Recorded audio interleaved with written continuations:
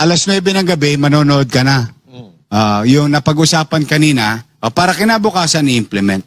Bakit ko ikinukwento yun? Mahalaga kasi yun. Yung mabilis ang aksyon, mabilis ang kilos. Why?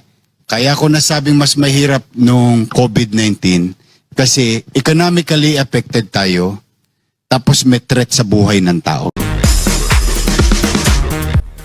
Meron tayong kinakaharap ngayon sa krisis sa enerhiya, sa gasolina. Nagkaroon din tayo ng kinaharap noong, ikaw din ang mayor, pandemic. Oo. Papaano mo i-rate? Or alin ang sa tingin mong mas mahihirapan ka doon sa pandemic o ngayon? Kasi mahirap yung pandemic.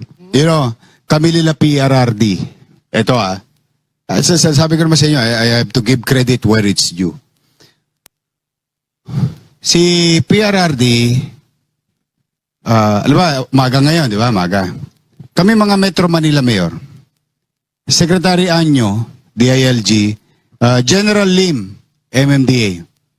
Titira kami ng mananghali, meeting. May pasya.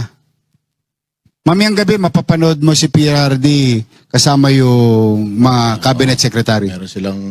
yung pinagpasyahan namin, re-recumpirma nila.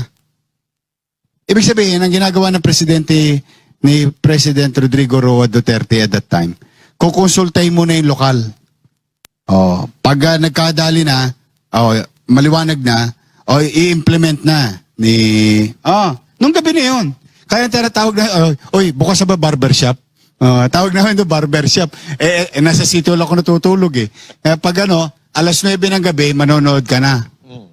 Yung napag-usapan kanina, para kinabukasan i-implement. Bakit ko ikinukwento yun? Mahalaga kasi yun. Yung mabilis ang aksyon, mabilis ang kilos. Why? Kaya ko nasabing mas mahirap nung COVID-19 kasi economically affected tayo tapos may threat sa buhay ng tao. Tapos walang playbook. Walang playbook. Okay? Ngayon, ito ba'y minamaliit ko, itong crisis na ito ngayon, yung oil crash? Hindi. Kaya lang may playbook to. 1973.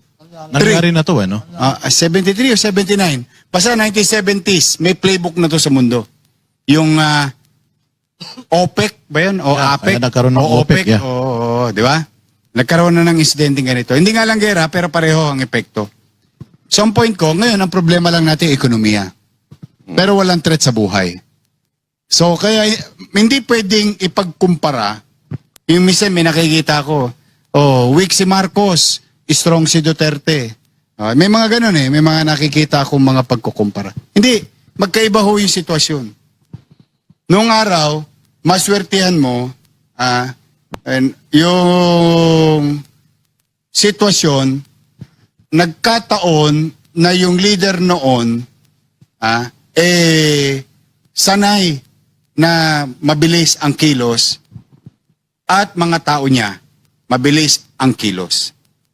Kasi there is yung clock umiikot pero alam mo may namamatay. Alam mo na eh. Alam namin lahat eh. Bawat minuto may namamatay.